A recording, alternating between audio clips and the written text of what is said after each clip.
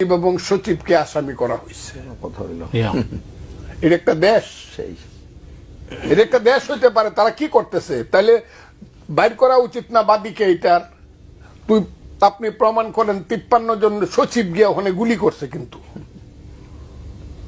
খোঁজ নিয়ে দেখা যাবে যে বাদী জানেই না, জানে না। এমন লোককেও আসামি করছে। ওই যে কামাল সাহেব, যিনি ইউনূস সাহেব যেদিন শপথ নেয় ওদিন যিনি সমস্ত ব্যাপারটা সংগঠিত করছেন, কামাল সাহেব সিনিয়র সচিব, উনিও আসামি এই 53 জনের একজন।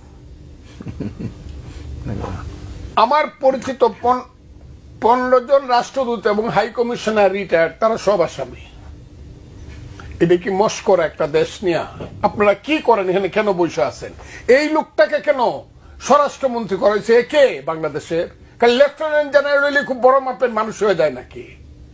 লেফটেন্যান্ট জেনারেল, আরে দেশটা স্বাধীন করছে বলে বাংলাদেশের ছেলে তো কর্নেলই ছিল না। আমরা স্বাধীন করছি বলে তোরা মেজর জেনারেল লেফটেন্যান্ট জেনারেল হইছ।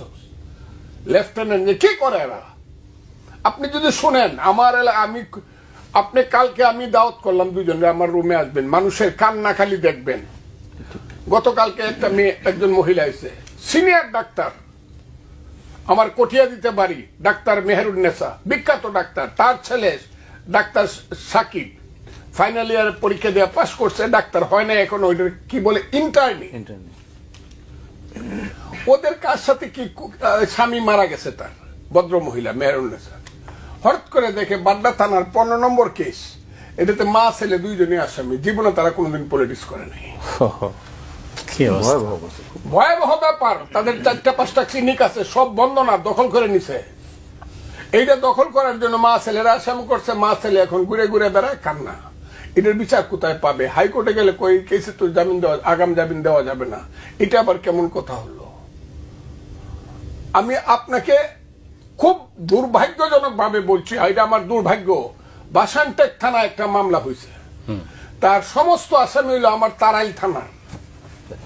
এবং তারাইল থানা বিএনপির 15 বছর যাবত যে এসএলটি সেক্রেটারি আছে লিটন হইল আসামি, তার সমস্ত কমিটি বাড়ি হইল তারাই।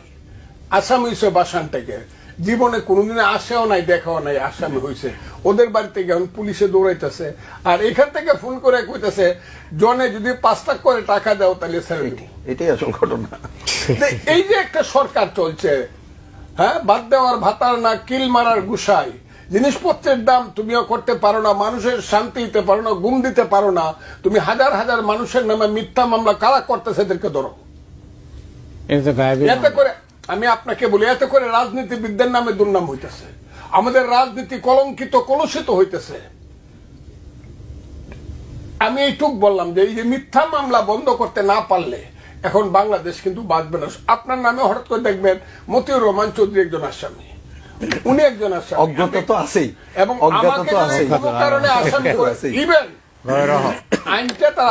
আইনটা না, সিদ্ধান্তটা তাদের এরকম যে কেউ আসামি হইলে পরে এটার এফআইআর এর নাম থাকলে বেল চাইতে পারবে না।